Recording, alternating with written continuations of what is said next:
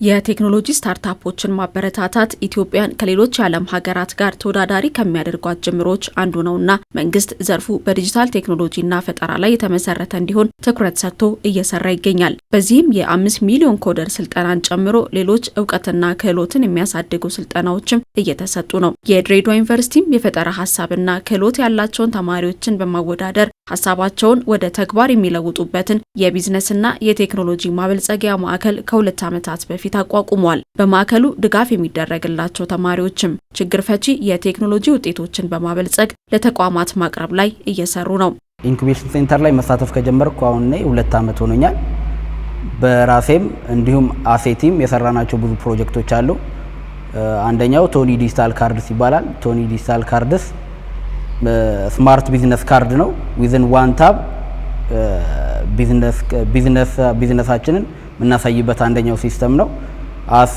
ኤቲም ደግሞ ብዙ ስራዎችን ሰርተናል። ለምሳሌ ድሬዳዋ ውስጥ ለሚገኙ የተወሰኑ ሃይ ሌቭል ለሆኑ ሆቴሎች አቦል ኪዋር የምትባል የዲጂታል ሜኑ ስራ ሰርተናል።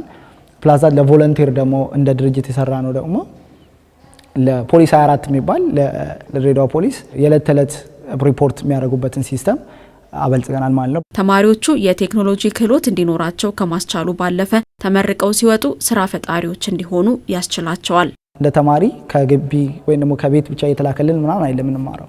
ሰው የራሳችንን መኒ ጀነሬት እያደረግን እሱን ማኔጅመንት የተማርን እርስ በርስ አብሮ እንዴት እንደሚሰራ የተማርን ነው እየሄድን ያለ ነው ማለት ነው። ከግቢ ስንወጣ ስራ ፈላጊ አይደለም የምንሆነው።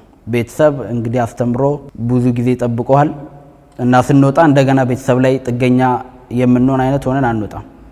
ስፔሻሊ ከዚህ ከኢንኩቤተር ሴንተር ተሳታፊዎች መሃል ማለት ነው። ስንወጣ የቤተሰብ ደጓሚ እንጂ የቤተሰብ እጅ ጠባቂ አንሆንም።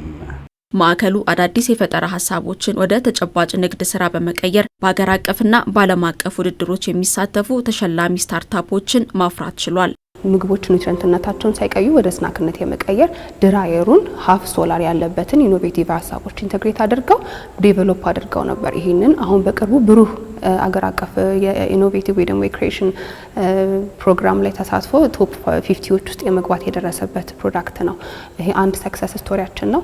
ከዛ ባሻገር የብሪክ ከወደቀው ፕላስቲኮች ከሪሳይክል አድርጎ የመሬት ብሪኮች ሞር ከኢንቫይሮንመንታል ኢምፓክቶችን ጋር በተያያዘ የተሰራ ፕሮዳክታችን በእኛ ዩኒቨርሲቲ ስታርታፕ ፕሮግራም ሰፖርት ተደርጎ የወጡ ተማሪዎቻችን ስታርታፕ 10 የሚል ፕሮግራም ላይ ጣሊያን ድረስ ሄደው እስከ 5000 ዩሮ ድረስ ሰፖርት አሸንፎ የመጡበት አለ። መምህራንም ከማስተማር ስራቸው ጎን ለጎን ተጨማሪ ገቢ ማግኘት የሚችሉበትን እድል የፈጠረ ሲሆን በቀጣይም በማዕከሉ ድጋፍ የሚደረግላቸውን ስታርታፖችን ቁጥር ለመጨመር ይሰራል። አሁን ካሉን ስታርታፖች መካከል 1/3ኛው መምህራን ናቸው።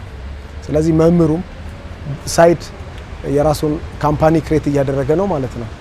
ስለዚህ ያመጣ ነው በመጀመሪያ ያስተሳሰብ ለውጡን እኔ ያደንቃለሁ። ቀጥሎ ደግሞ በተጨባጭ እየተመዘገቡ ያሉ ክሬት የተደረጉ ያሉ ካምፓኒዎች የኛ ስራ ውጤቶች ናቸው። ግን ሰራን ማለት አንችልም። በዩኒቨርሲቲያችን ውስጥ ከ10,000 በላይ ተማሪ አለ። እኛ እያገዝን ያለው በጣም ጥቂቶችን ነው።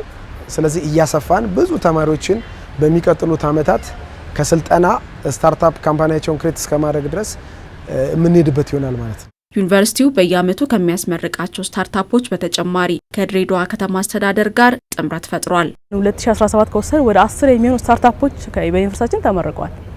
ማለት እነዚህ የራሳቸውን የቢዝነስ አይዲያ ይዘው መጥተው የተለያዩ ቴክኖሎጂዎችን እየፈጠሩ እኛም እያበቃናቸው ሜንተር እየተደረጉ እነዛ ልጆች የራሳቸውን ቢዝነስ እየፈጠሩ እንዲወጡ ከመንግስት ብቻ ስራ መጠበቅ ሳይሆን በራሳቸው ስራ እንዲፈጥሩ በዛ ልክ ነው ዩኒቨርሲቲ እየሰራ ያለውና ይሄን ደግሞ በቀጣይ በዩኒቨርሲቲያችን ብቻም ሳይሆን ከድሬዳዋ አስተዳደርም ከሌሎች አካባቢዎችም ተማሪዎችም ወጣቶችም እየመጡ ይሄንን ክህሎት እንዲያገኙ ዩኒቨርሲቲያችን እየሰራ ይገኛል። ድሬዳዋ ዩኒቨርሲቲ ኢትዮጵያ ተግባራዊ ማድረግ ለጀመረችው የዲጂታል ኢትዮጵያ 2030 የበኩሉ ለመወጣትም እየሰራ ይገኛል።